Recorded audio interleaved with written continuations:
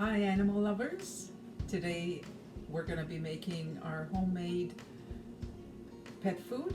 I have two kittens, Romeo and Juliet, and they sort of like my cooking. So let me get some leftovers ready so that whenever they'll be hungry. Here I have some leftover turkey. So I just cut out the meat off the bone. And the second bowl is all the vegetables, such as kale pieces, carrots, and I had broccoli. There's broccoli inside there with the soup. It's all a soupy thing. I can't show you because the soup is going missing. Let's get to it. I have a small blender and also 3 plastic bags to store the ready-made cat food into the bags, and then we're gonna lay them flat into the freezer and it'll be ready whenever we need some. We need a little ladle or something to scoop in the ingredients. So we're gonna kind of evenly distribute. I'm gonna put half of this meat, kind of a small ladle of the turkey, the skin, the flesh and all that is all good. Then I'm gonna scoop out the vegetables, carrots, big chunk of broccoli stem. I use these for flavoring the soup. These are actually all stems, kale stems. I don't throw them away because it brings great flavor to the soup. Carrots, they always end up in a hearty soup. They're really good. And onions were in, and of course herbs from the garden. So I'm gonna put half of this soup in here, and we'll just go step by step. As much soup as we need, we'll add more or less. And give it a twirl.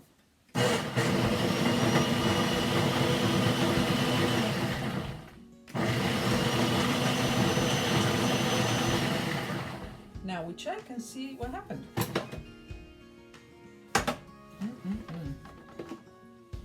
Pretty good. So you can see we have kind of a porridgey consistency. You see what's happening here? And it's juicy enough so the pets will eat it. I'll give it another twirl.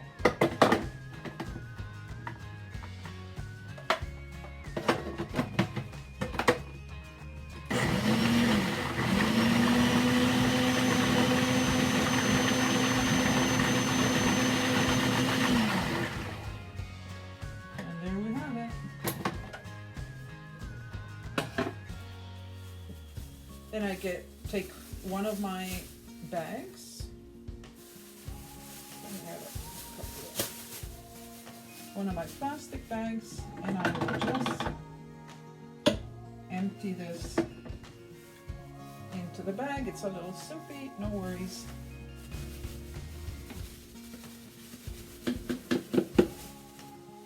There we go. One portion is done. One bag. See, this is like a bag. It will freeze in the freezer. Now you kind of pat it down a little bit, make it a flat thing, and then you tie. Push all the air out of the bag. Doesn't need to be fancy. Make some kind of a knot, and I'll show you right away what I got. Okay, it's something like that, like a liquidy, pretty liquidy pancake. And I'll throw it in the freezer.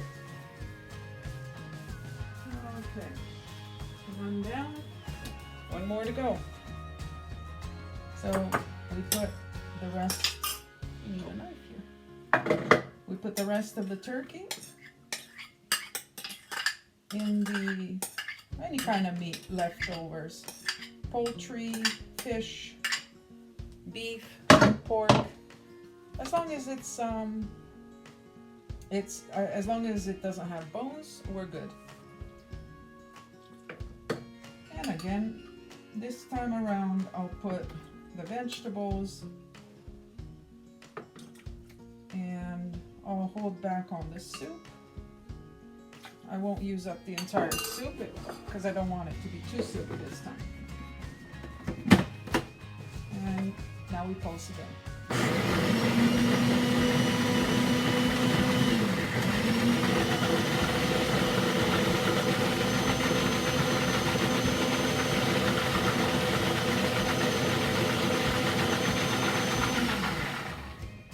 Time to check.